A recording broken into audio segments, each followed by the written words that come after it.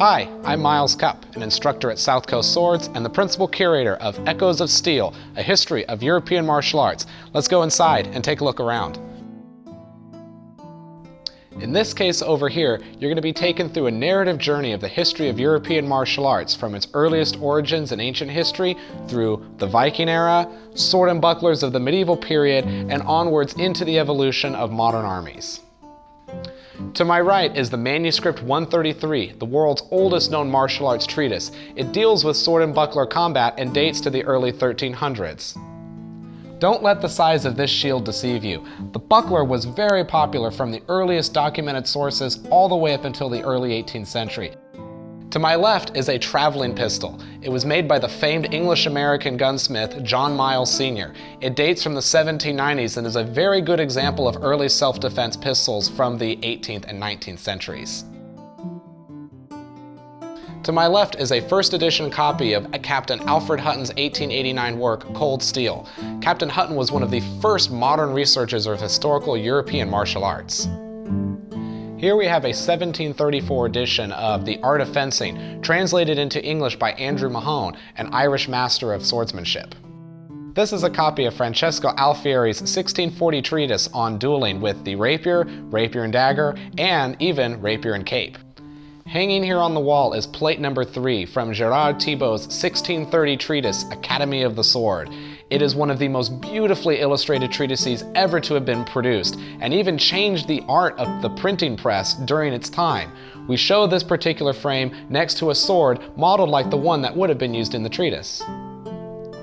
This is a 1478 first edition printing of a Roman military manual written either in the 4th or 5th centuries AD. It was enormously influential on military thinkers of the Middle Ages, the Renaissance, and beyond. This is a 2nd edition in English from 1787 of Domenico Angelo's small sword treatise. This treatise arguably changed the course of fencing going forward into the 19th century. In 1536, Achille Morozzo published a work on fencing that was well received in Italy. It was reprinted numerous times over the next centuries. To my right here are 2 editions from 1568, one that was printed in Bologna and the other was reproduced in Venice. Both copies shown here of Morozzo's treatise are turned to the segno. The segno was a method of showing how to approach the opponent in guard. As metalworking techniques improved over the centuries, so did the armor that was produced. To my right is an armet-style helmet that would enclose the wearer's entire face, and in the center is a Maximilian-style breastplate. Both of these are modern reproductions.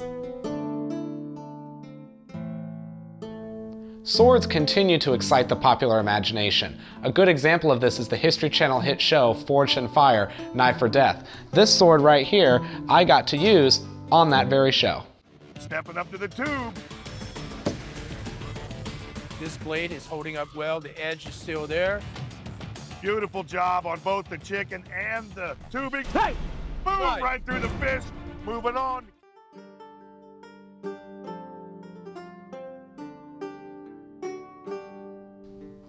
This is a modern reproduction of lansquenet clothing. Lansquenets were mercenaries employed during the 14 through 1600s.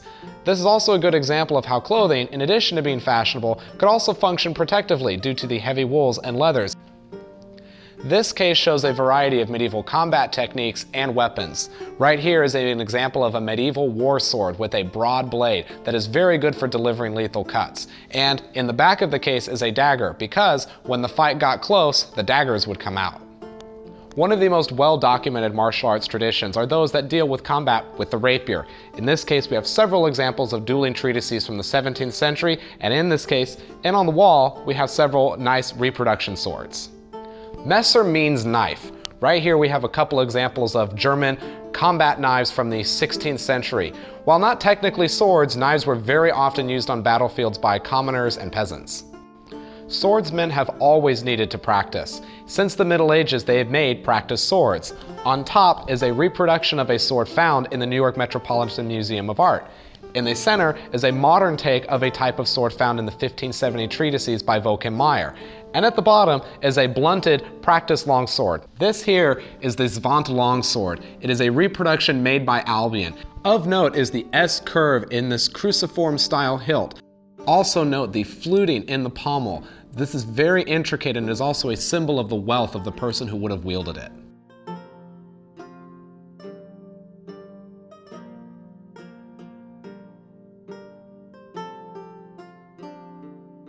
Crossed here are 3 reproduction examples of different types of polearms used in Europe during the Renaissance. In the center is a partisan, on the left is a poleaxe, and on the right here is a halberd. Soldiers were trained in the use of swords even until the first days of World War I. In the wall case here we have several examples of Napoleonic-era swords, including the famous British 1796 light cavalry pattern saber. Behind me is a 1915 bayonet trainer rifle that came from the Royal Armouries of England. Thank you for joining me on this guided walkthrough of Echoes of Steel, a history of European martial arts. This exhibit was open at Cal State Fullerton from January through March 2019.